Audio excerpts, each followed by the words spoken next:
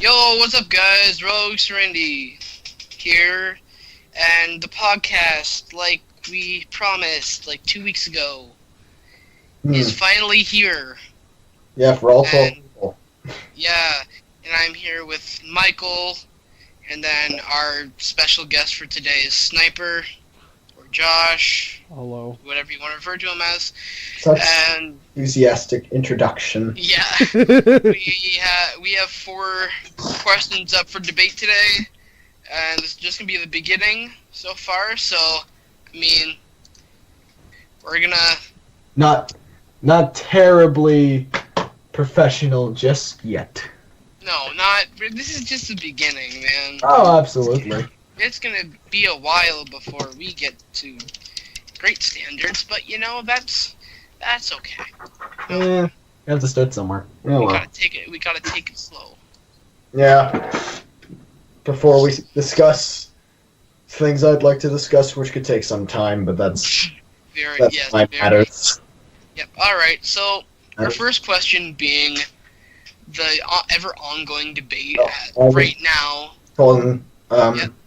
before we get into that, I would like to add some context into this for the simple matter of the fact that you're Canadian. Okay. So I just want to point that out. So we have one American, one Italian American, and a Canadian. So we have interesting views, although Josh won't be speaking on this one. So I just want pretext. Because I don't care about this question. Add pretext to that. Yeah. The reason why I care so much about this is because it's gonna affect Canada in the long run, whether we like it or not. Oh, absolutely. Yeah. But that's neither here nor there. So Exactly. well, I suppose it is there, but not here. Yeah. Anyway, would you like to open? Sure, I will. Our first question is one that has been asked quite a lot lately, and one that will definitely affect the future of the world. Yes, you could say that very well. And it's Hillary versus Trump. There you go. And both of us have different sides, I do think. My thing, I have to go with Trump, obviously. That's just my opinion. And Michael, your go. I've stated this in the past. Of course, you lot privately. I really do not favor either of them. I think both of them are horribly inadequate.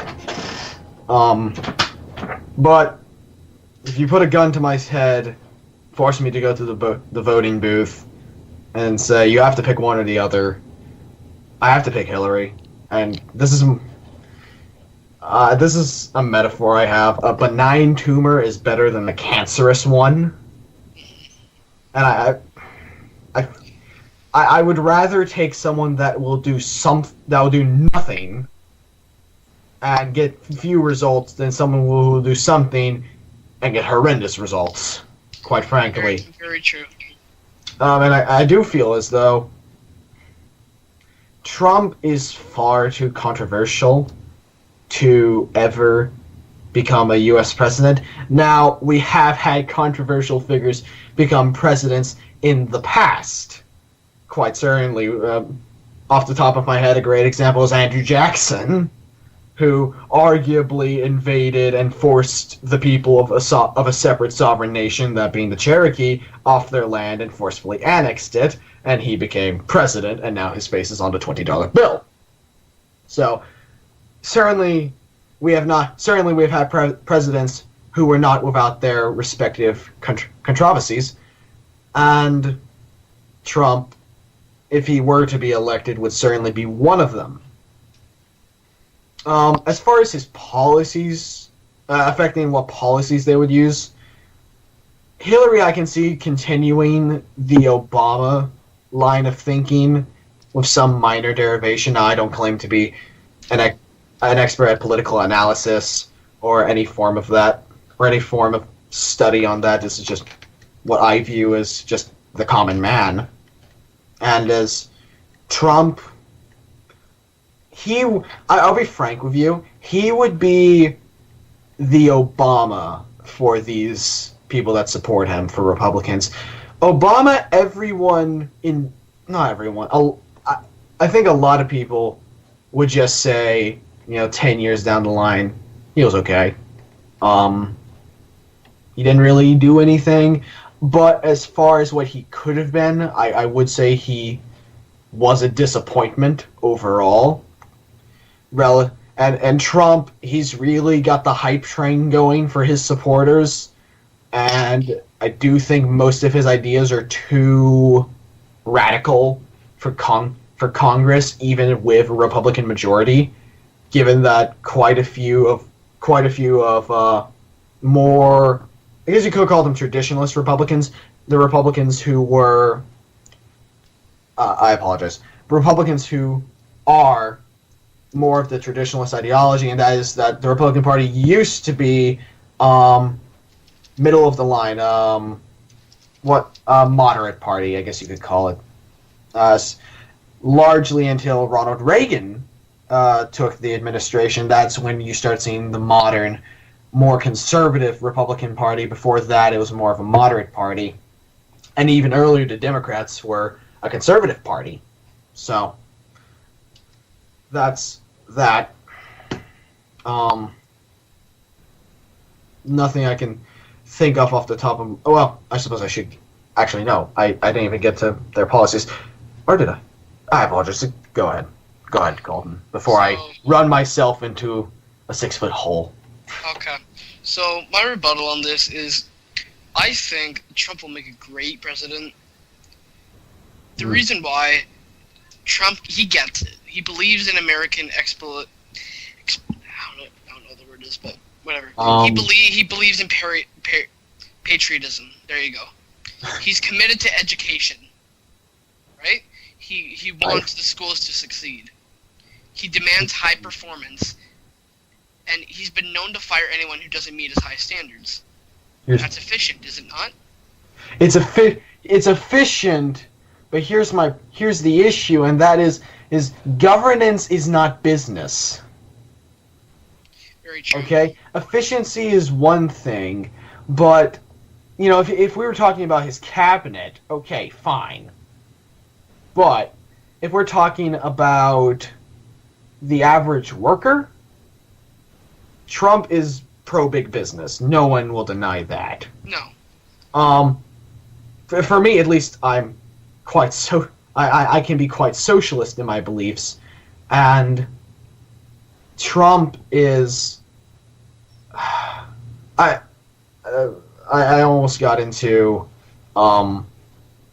his ideologies, or at least what he makes out to be his ideologies, but for me, I think he'll have too many ties to businesses, to his partners, his associates, and that's a scary idea to me, because it wouldn't be. I think it would put too much emphasis on business, which I don't think is something the government should focus on.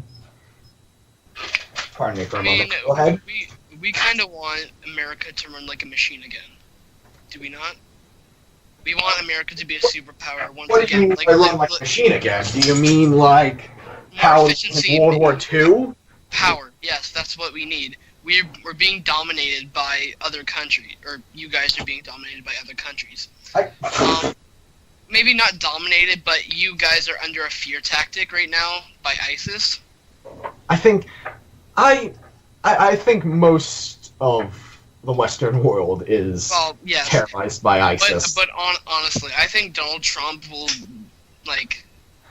no one will be tougher than him, tougher on ISIS than he is, because of his Islamic terrorism is eating up large portions of the Middle East, and they've become rich. Okay, here's... This. Yeah? Sorry.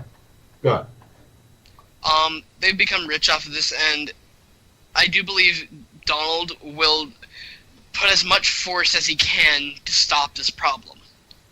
Okay, here's the problem.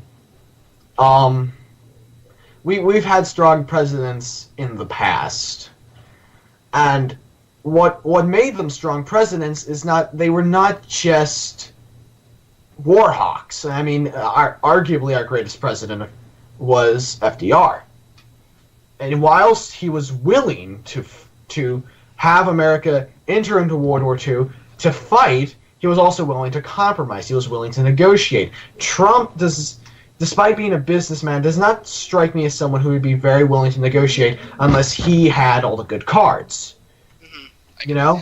Unless he's going to get a royal flush and his opponent doesn't have anything, he's not going to negotiate. And at least with ISIS, the reason why they've reverted, this is going slightly off topic, but the reason why they've gone back to traditional terrorist tactics is because they're losing ground. Like I've said before, not all my views are conservative. Many of them are not. Moderate. Moderate. Yeah, there you go. I am not pure right wing, but I'm not pure left wing as well. Yeah, that's called moderate. Yes, there you go. But I do believe Trump has the right idea with most of his things. Some of his policies, I can say, they are very extreme, like the wall. Oh, that would never happen. That would never happen. I know. He's lying about it. Like, I mean, absolutely. Yeah, and the thing is, but what I think one of his strong suits is he's very self-assured. He has a powerful personality that's perfectly suited for politics. He's very, how would you say, yeah, but he's confident. Okay. Wait, one moment. Sorry. Unlike other politicians who tend to be swayed by special interest groups and things, right? Trump has his own special interest and is very unlikely to give away to his own. I have to disagree with you. I agree with you that a strong personality can be a good thing, but his personality, or at least what he puts on, is not the personality that the United States needs. The United States. We need a friendly face. Yeah. What? As much as I don't like him. As much as I don't like him, Reagan was a friendly face. As much as I don't like him, he was a friendly face. Trump is not a friendly face. And what the United States needs is a friendly face. Now, that's certainly not Miss Clinton. Hillary. That's certainly not Hillary at all. But the United States needs to be seen as the bastion of liberty, the shield of democracy, the guardian against tyranny, not a dying empire that has now resorted to putting this kind of man in charge. That's not something I think this country needs. And I say that because at least the face, his public personality, this persona that he puts on, is very much what other countries see as the American stereotype. I've stated this in the past, this persona he puts on, I don't know anything of his personal life, so I don't know if this is how he actually acts like, but at least the persona he puts on is the walking, talking personification of a stereotypical Republican. Which is certainly not a good thing on the world scale.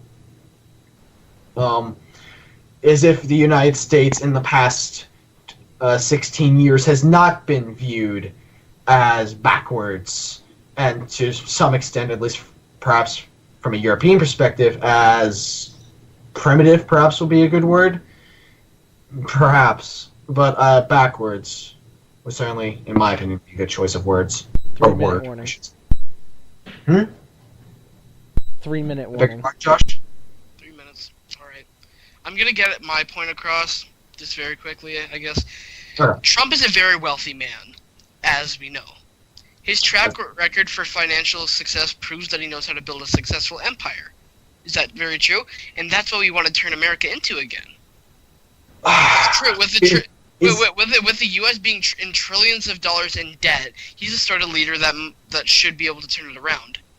Right? No. No leader at this point can turn the U.S. debt around. Maybe not turn around fully, but make a good effort to. Oh. Actually, as much as I hate him, Andrew Jackson was quite frugal, and he did remove the U.S. debt completely. But to be fair, that was in the 1800s. But a democracy does not need to be run like a business. A business you get chosen into, you get hired, you get paid a salary, and you can lose the privilege. You don't get the right, you get the privilege of being in that company, and you can be removed from said company. That is not a democracy. Okay, the United States does not need to be an oligarchy. It's a democracy, although arguably we are a plutocracy. But the United States is in theory a government by the people for the people, and there are few larger disconnects between a man like Donald Trump and the common man, most certainly. If I may interrupt quickly. Like I said, Trump is not afraid to speak his mind. 1 which minute is something. warning. Sorry. All right. So, which is something that we do need. I do believe in some political correctness, of course, but things need to be put in the way. There shouldn't be safe words. Safe word. Okay. Okay, that's a different discussion. All right. Let's. Okay. That's a different discussion. Yeah, let's go. Well, that's a different. We'll save that for later. That's a different discussion that we'll get to later. Yeah. So what? He's not afraid to speak his mind, and he panders to a bunch of people, not just one common. How would I say? Demographic. May I interrupt? Yep. But is that the group of people that he should be pandering to? The gun-toting, somewhat racist white Southerners? At least that's the majority of his supporters I've seen, because I live in the South. So. I guess so. Time's up. Alright. Alright. Moving on to something a little less controversial. This is a little less controversial. Well, you know what? It kind of is controversial, too. So, within our demographic. Yeah, within our... Yeah, alright, so... We're gonna let Sniper take the stage for this one first. Alright. We're gonna let him announce... I'll announce it, and then he'll announce his choice. It is, the best game in the last decade. Or the past 10 years, that I could say. To clarify. Super Mario Galaxy. To clarify. Do go on. Yeah, to clarify. Sniper's choice? Super Mario Galaxy. Really? Yeah. Oh, I'm curious. Do go on. Do explain. Yeah. I do believe it revolutionized the Wii because of the fact of its orchestral soundtrack and all of it. And the control scheme's kind of gimmicky, but I mean, they did a pretty good job at inputting motion controls into a fantastic game. It's got really great gameplay. I mean that's about as much as I can say for now. I need someone else can take over for now. All right, Colton, you want to do? Sure. Because I want to. All right, my choice for the best game in the past decade is by far, in my opinion, The Walking Dead. Oh. Video game. Okay. It was story-driven, suspenseful, action-packed, and heartfelt. It made you feel something. When sorry, spoiler alert, everybody's played it. Anyway. I haven't, but I've seen it. But go ahead. When Clementine has to kill Lee at the ending of season 1, it tugs at your heartstrings. And what the thing is about this, the suspense in it is great. It leaves the player guessing what's gonna happen, right? How many series is there? There's 4. The third season's coming out, right? Isn't there? There's 4 series in the game. There's season 1, season 2, the 300 days, 300 days, 300 days, and then Michonne. All 4 of them have been great. I've heard people being rather divisive on season 2, but I can't comment on that. Season 2 was pretty great too, with the return of some classic characters, or a classic character, should say. If you guys don't want me to spoil it, can I? We're not here to discuss that. It's your call. I frankly care. Well, my 12 people watching this. Spoiler alert. yeah. But the return of Kenny. Kenny from season 1 that you hadn't seen in a very long time.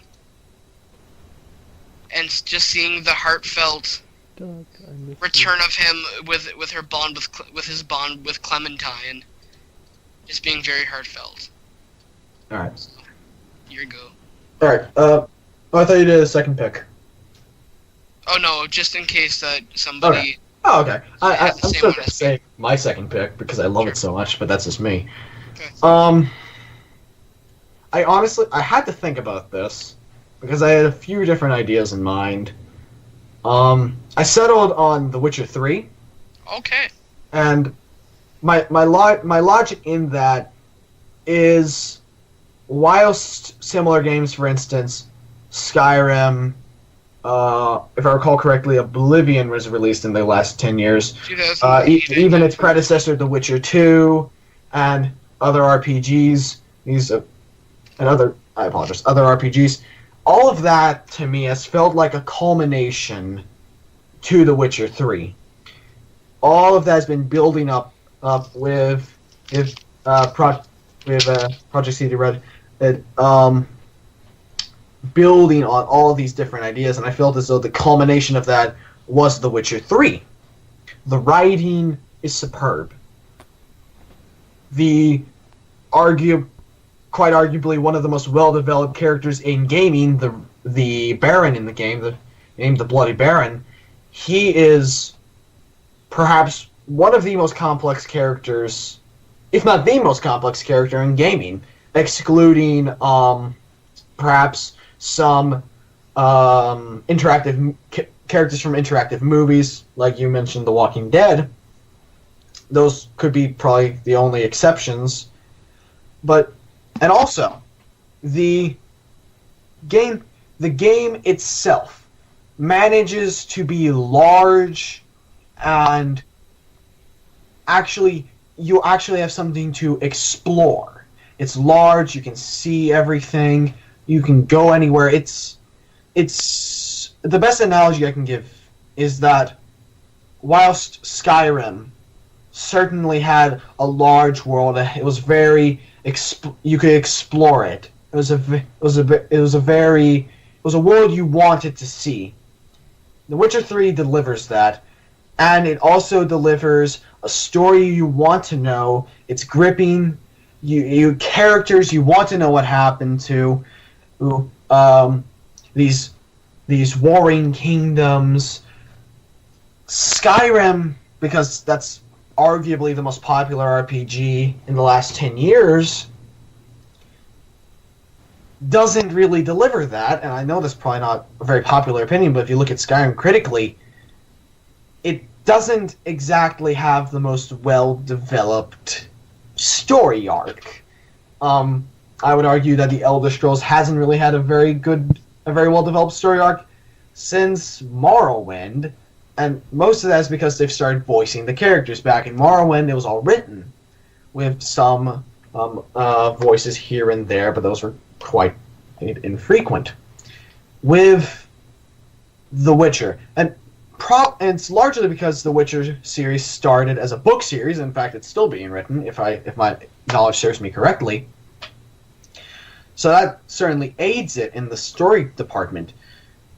But where Bethesda games, and even arguably the Dragon Age series, is I won't drag sci-fi into this because I feel that is a different can of worms, as much as I would love to talk about Mass Effect and the SWTOR series. Even something like Dragon Age, which I love, doesn't have the same impact that The Witcher 3 does. Whilst you still want to know what happens, you still want to understand the characters, Dragon Age, it's not as impactful. in my opinion.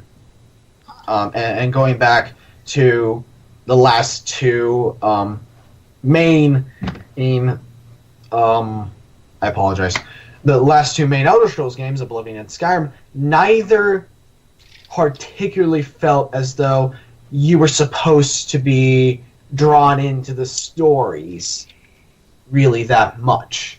One, Oblivion, you're fighting the demon lord Maynoo's Dagon, and the other you're fighting a giant dragon who's going to eat the planet. Yeah, you're there for the ride, but you're mostly there for the world. You're there for the experience. Arguably, the guilds, especially in Oblivion, are more well done than the main storyline. And Bethesda's tried their hand at Dragon Age or Mass Effect-esque storytelling with Fallout 4, and that was, from what I've seen, quite decisive amongst the fan base. So that's what I have to say. That, and I also believe that The Witcher 3 will be as influential upon future RPGs as, say, Final Fantasy was influential back in the 90s, as Morrowind was influential, as many Bethesda games have been influential, and as BioWare games have been influential. I feel as though The Witcher 3 will be influential upon games in the future. So, that's what I have to say. And my second pick is probably my favorite game of all time, and that's this Crusader Kings 2, and I just love that game, so I had to mention it. Okay. That is my crack cocaine. Oh yeah, the reason why I was laughing is because I thought of, I can see the future! I don't know why, but okay. Back onto the actual topic. That from, but okay. Alright, here's Sniper. Back on the actual topic.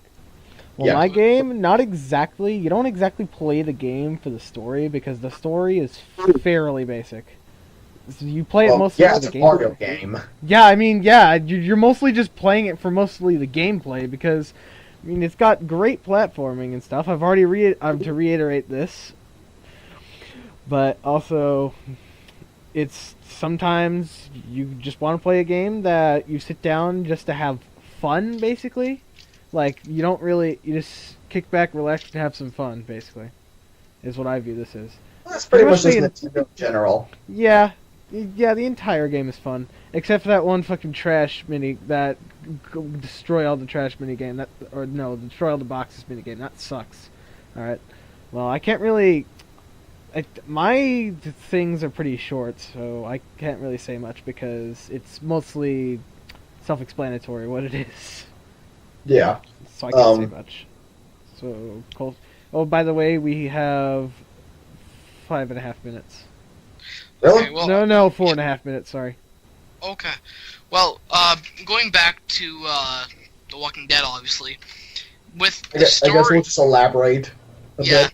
With the story being so elaborate in The Walking Dead, packing such an impact in such a short amount of time, in the 5 episodes, per season, of course, you really feel about the characters, and it may be serious at times, like very serious, and could make you experience heavy emotion. It can also make you laugh. Everybody always has some witty remark to remind you that there's still hope for humanity, right? And No, I just want to comment. I'm not doing a rebuttal, but I've only ever seen 2 seasons of the actual Walking Dead television show. Yeah. And that was the first 2.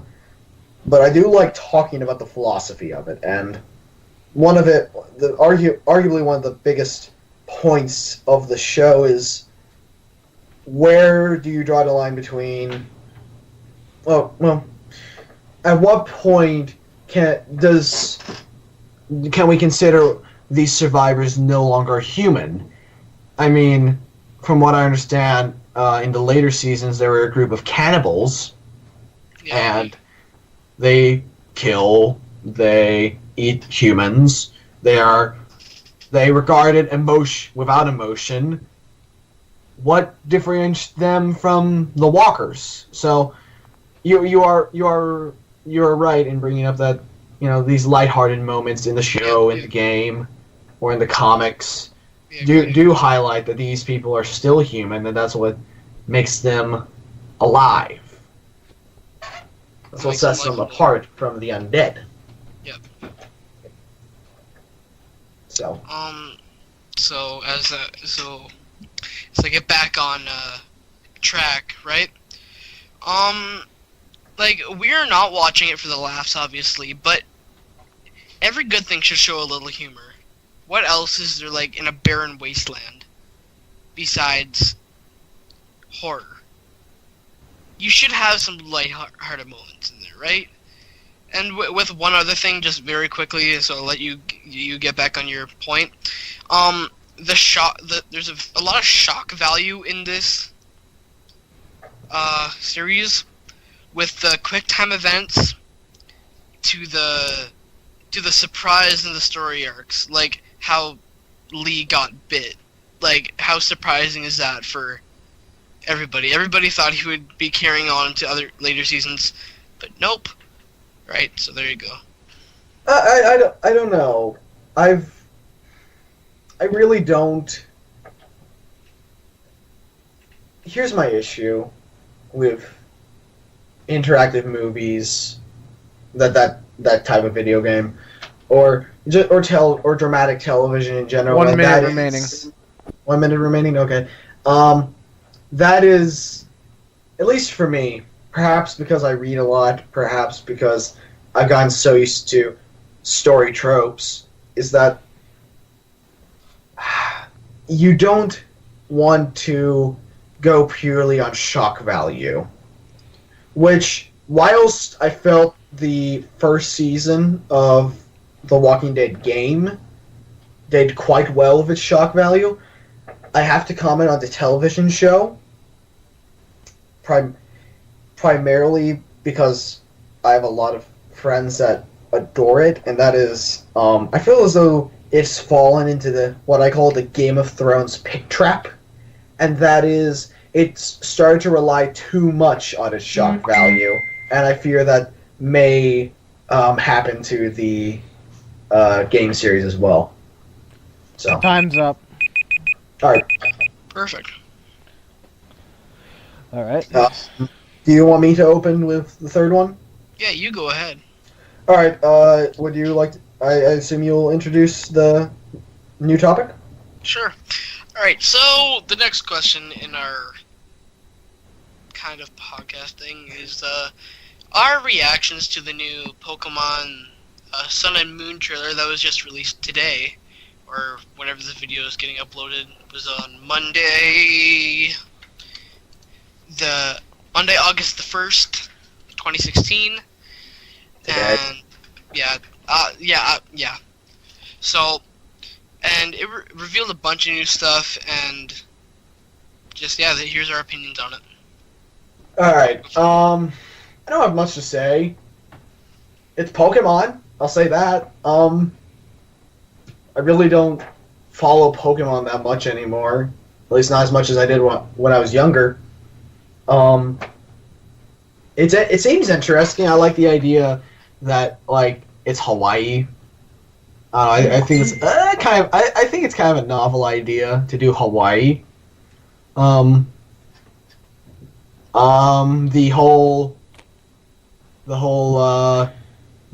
whole thing with Pokemon changing types based on the environment, I thought was kind of cool. Pun unintended, because Vulpix and Tails became ice types. Pun unintended. I don't really have anything to say. It's Pokemon. Yeah, that is true. I really don't have much to say on that. Maybe you guys do, but I don't have a whole lot. So my issue with this trailer is that they're kind of recycling, maybe not recycling, but kind of putting out some boring ideas. I mean, don't get me wrong, I love Pokemon. Right? Pokemon's one of my favorite game franchises, but really with that whole new Alola form of Executor? Yeah, Executor. Oh, like how become Like giving him a longer neck. That's original. Come on. Yeah, it'll become as fucking viral as Longcat. Exactly, and what I did like. Some of the ideas were very great, but it's kind of differentiating from the normal Pokemon formula. Honestly, a little bit. I'm not saying that's a bad thing. Innovation is always good, but there's no gym leaders. It's island champions. That's what it is. I think I don't know. I kind of like the idea that it's like not as formalized as other areas. You know, I kind of like that idea. I like the originality behind. I like the new ideas, but I mean, we're just gonna have to wait to see if they're executed right or not. I don't know. Pokemon usually is very good with its execution. I don't think this is going to be a particularly thoughtful entry in the series. However. Yeah, in all honesty, I am excited for this game, but I mean, the most hyped up game for me from Pokemon was honestly X and Y. Yeah, because it was 3D. I'm gonna go ahead and say this. I think the island champions are basically just reskins of the gym leaders. I think it's just the same thing with a different coat of paint. Yeah, you know what I think they're going to do. I think we're just kind of discussing this because if we just said what we thought, we would have too much time. You know what I think they're going to do? I think what they're going to do is because we don't have as many leaders as many people as we would with the gym leaders. I think these island champions are going to have more personality. I think they'll be more memorable because off the top of your head, from Hoenn, how many gym leaders can you point out by name? Flannery. Off the top of your head. Huh? Flannery's the only one I can remember. One. None. I never played. I don't any either. I really did not like Gen 3 all that much. I adore Gen 3, but that's me. But they're not the gym leaders aren't terribly memorable. Gen 1, who do you remember most? And that's probably because I don't know about you, Colin, but I know Josh and I watched the anime. The two gym leaders, at least I remember the most, are Brock and Misty. Yep. And I also remember the ninja guy. The ninja guy, I forget his name. Oh yeah, Sergeant Spark. And the ninja guy, I forgot his name. But I think there'll be more focus on the personality. I do believe this is going to be a much more playful entry in the series. Yeah, I think it's more pandering towards children at this point. It always has. Series. It always has, but I mean with X and Y, I think it was more putting it to the older teen demographic. Yeah, it was a little more. I agree with you. I feel as though X and Y and Black and White were both more appealing to the teen demographic. I could see that with Diamond and Pearl as well. I think that was more like the preteens, you know. Yeah, I'm thinking preteen to 13. Yeah, but Black and White, I felt as though that was definitely for the teens, 14, 15-year-old, you know, that's, it was more thoughtful. In was probably the most well-developed character in Pokemon, at least in the games. Don't spoil too much. I have not played Black and White way too much. I like it. I like them. Yeah, not my favorite. Not my favorites, but I like them. I honestly can't get as attached to that game as other people can. Yeah, I was never a big... I can see why people love it. But yeah, I was just never a huge fan because once I play my first game in this series that I play is usually the one that I stick with. Yeah. Right, like What do you mean? Like the first, like the one of the, like which one of the pair is the one you stick with? Yeah, the one that I play is the one that I like. Usually, like Pearl, I can't decide between Pearl and Platinum as my favorite. Hmm. And like it's the exact same thing with different video games. Like Dead Rising, I've always liked Dead Rising 2, like the original one. Hmm. And the same thing with Castlevania. I played Castlevania 2 first. It's my favorite one. And that's a very broad opinion, but that's mine. Now we're just kind of discussing Pokemon in general because Yeah. there's not enough to talk about. There's Um, not enough games. Can I go back? Can I go to mine? Honestly, the whatchamacallit, the new attack thing that you can do. I honestly feel, in my Z-attacks, opinion, the what Z they're called? attacks. Yeah, the Z attacks. The names for the attacks. The only thought I have here is they're edgy names. Very edgy names. I kind of like the idea. I don't know. I mean, I like thought the idea, but the names are breaks very edgy. from- I don't know. I thought of the limit breaks from Final Fantasy. Like boom I thought- attack. Oh, Boom and those explosion. and those new totem Pokemon, I honestly, when I saw Gumshoe or whatever its name is, I think it's Gumshoe. Gumshoe going, like getting that yellow aura around it. I honestly thought it was just going Super Saiyan because it's called Z Power 2. Come on. Okay, at least if it is a reference, at least it's not as blatant as Supersonic. Exactly. At least, I mean, come on,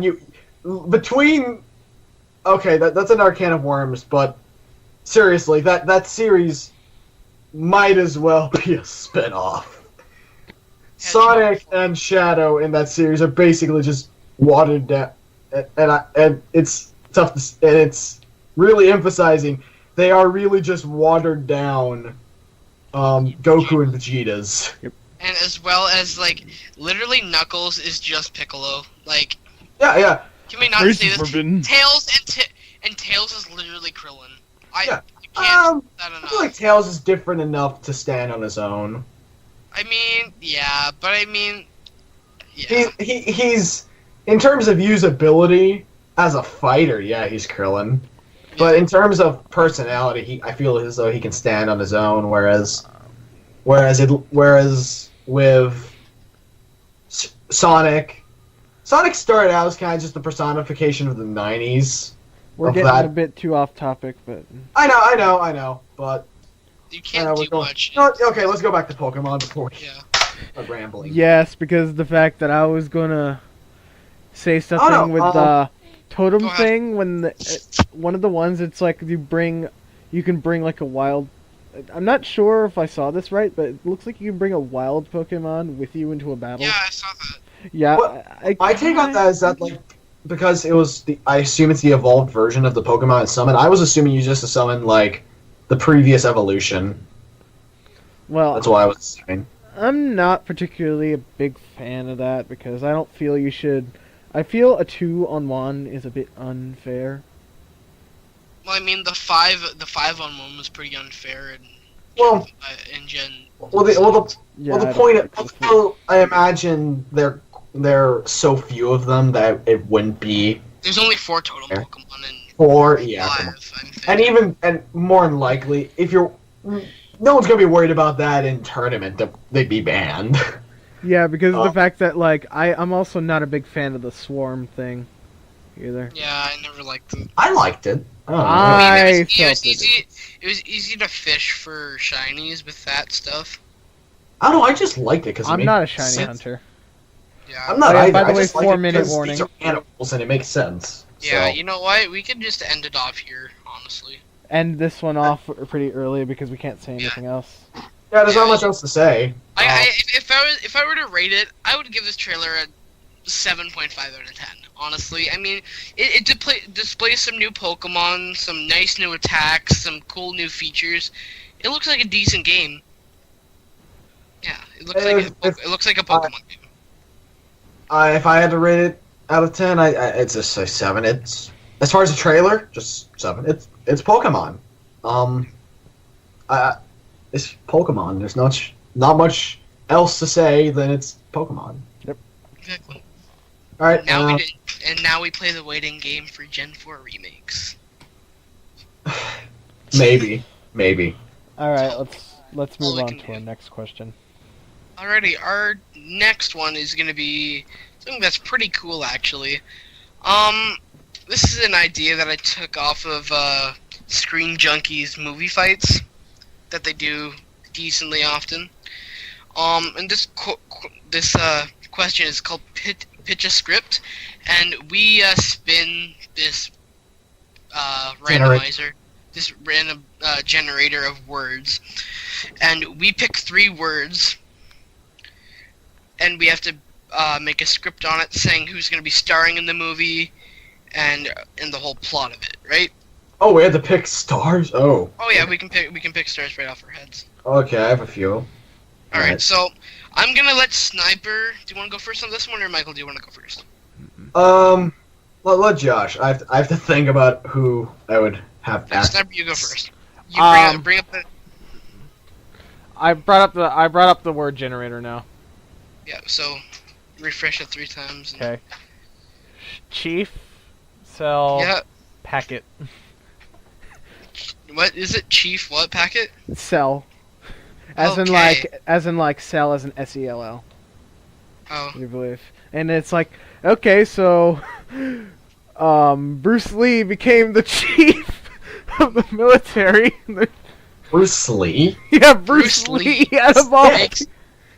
Yeah, I know, but it's okay. You can bring anybody back to life.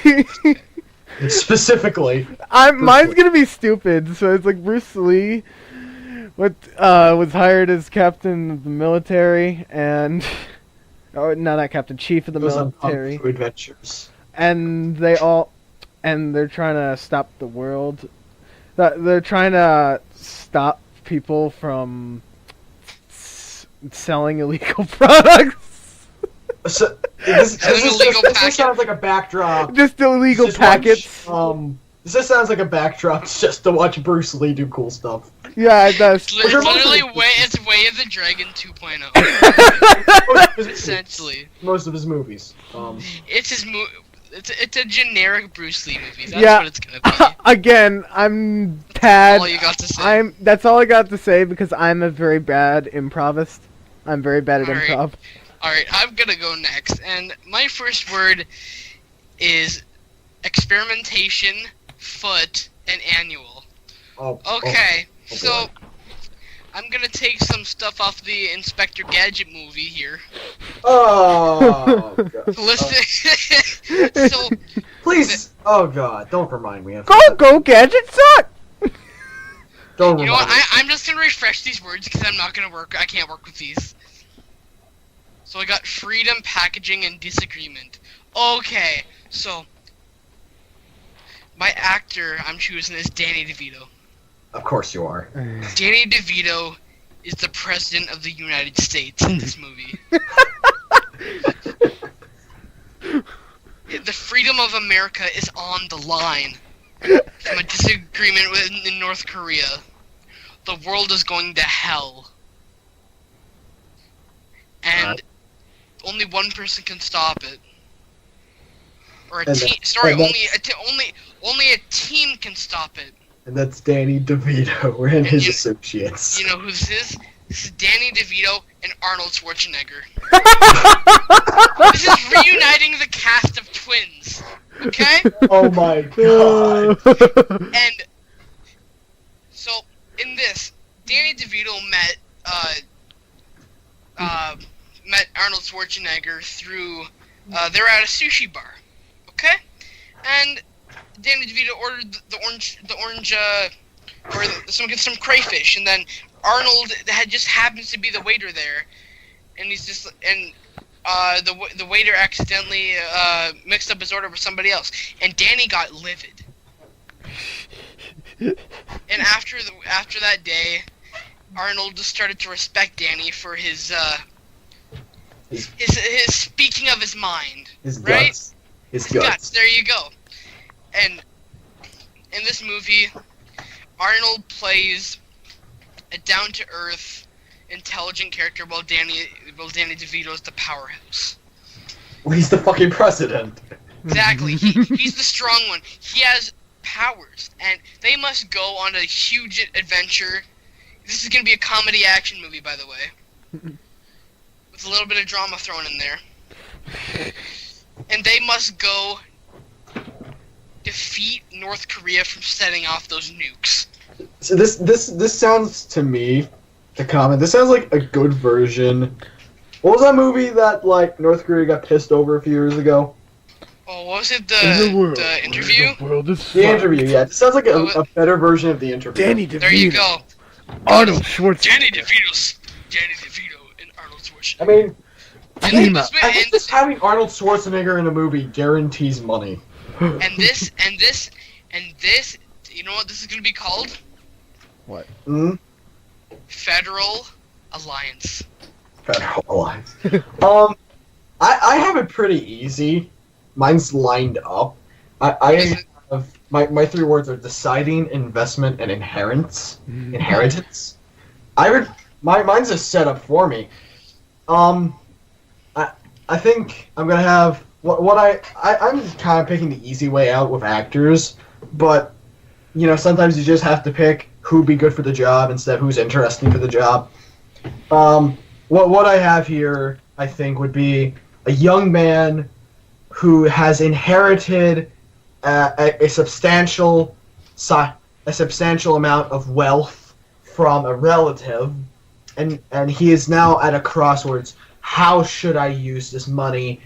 You know, how should he invest it? How should he use it? You know, and who I think, and you know, it's a conflict of character. He's internally struggling because you know this was someone who's probably close to him's wealth that they left to him. So I think someone that could do a good job at playing a young man, maybe not as well as he used to because he's gotten a bit older, but I think it has to be Leonardo DiCaprio. I can see that. Kind of a Wolf on Wall Street kind of character. Have a Wolf on Wall Street kind of storyline, which is something he has. Which is something he started it, and he did a very good job. Didn't win that Oscar though. Huh? Didn't win that Oscar though. Well, he has an Oscar now. Yeah, he does. We can't make fun of him now. No, we can't make fun of him anymore. No. Fortunately. And I think it could co-star Robert Downey Jr. Oh. That's kind of a mentor figure, maybe. Robert Downey Jr. He's a bit older. He's much more experienced. He has that kind of experience that, as a man who is down on his luck, he has that personal experience that he can pull into a character who's older. Maybe he's an old investor from Wall Street that lost his fortune somehow. Oh, and he's kind of a mentor figure. He's a mentor figure to Leonardo's character. I don't know where it would go in the long run. I don't particularly have a title. I'd have to like write something out to have a title, but that's my general gist of it. And it would be a drama, of course. It would be Oscar bait. It would be like one of those intentionally good movies to get an Oscar, get awards, you know. Okay. Well, to expand on my story, I gotta say, I'm gonna put it in a very good role to play as the leader of North Korea. Oh boy. And this is gonna be Jackie Chan. Good luck getting that. Just wait. But who wouldn't want to see Jackie Chan fight Danny DeVito? Who would want to see? Who would want to fight against the trash man? As the freaking leader of North Korea. Just don't ask. Who would want to fight against the trash man? Exactly. Like, I mean, garbage. There's a little bit of spiritual stuff in this movie too. Danny DeVito and Arnold Schwarzenegger have met each other what was it? the Chinese place, right? At the sushi place, right? And they developed a technique that has lasted them a long time that can keep them connected. This technique is fusion. Okay? Wait, what? Fusion? Are we talking like Dragon Ball Z here or something? Yep. A combination between Arnold Schwarzenegger and Danny DeVito. How would Arnold you do DeVito? that, though? Don't ask. Like, It's magic. It happens. So it would be Arnold DeVito or Danny Schwarzenegger. It doesn't matter. Either of them would be favorable, right? Yep. And then exactly they have to go through trials upon trials to get to North Korea and fight other people. Some other star in the star-studded cast is Bruce Willis. He's gonna be in this. He's gonna be one of the enemies, right? mhm. And another enemy. I'm gonna have to put some guy that hasn't been in a movie for a very, very long time is Chuck Norris. Ooh, Chuck Norris as another controversy. villain. Exactly. Danny DeVito will have to take on Chuck Norris. 4 minutes. So I mean, that's pretty much mine right there. And whoever says that it's not gonna be a good flick, they're just in. They're I think it's one of those movies that's just pandering to like to the demographic that grew up with like 80s action flicks. exactly. Sounds like a Like- B movie. Basically, what's that movie with like Arnold Schwarzenegger, Sylvester Stallone, Bruce Willis, and like all those other old action stars. Sounds like a Oh B yeah, movie. like the I forgot the name of it. On top of it, have Uh, Michael Bay direct it. Huh? The Expendables. Yeah, The Expendables. Don't get me wrong, that movie's dumb fun. So are its predecessors. I mean, really think about it. Like most of those movies, like Commando, for instance, are just the guy versions of chick flicks. Really think about it. It's stupid fun for us. And don't get me wrong, they can be thoughtful, especially chick flicks. But I feel as though it would be like The Expendables. Oh yeah, by the way, Colton, you want more do you want like major explosions and major romance? We're getting. Hi- We're getting. Yeah, because if you do, please hire Michael Bay. Getting Michael Blood. If I had to bring back if I brought back a director back to life to direct my movie, I would bring back I forgot his name. I fucking forgot his name, and I just thought it. Colton. Who was the guy that directed The Shining? Oh, Kubrick. Yeah, Kubrick. I bring back Kubrick. Stanley Kubrick. I would bring back Kubrick. For some reason, the name popping into my head was Kurt Cobain, and I was like, no, that's definitely not Yes, him. Kurt Cobain. Yes, bring Lead back singer of Nirvana. Yeah, and I don't know Cobain. what I'm thinking. Okay, calm down there, bud. Oh, by the way, it won't just be Michael Bay directing it. It'd be co-directed by Steven Spielberg. Of course. And then the soundtrack done by Smash Mouth. Wait, a combined effort between Smash Mouth and Guns N' Roses.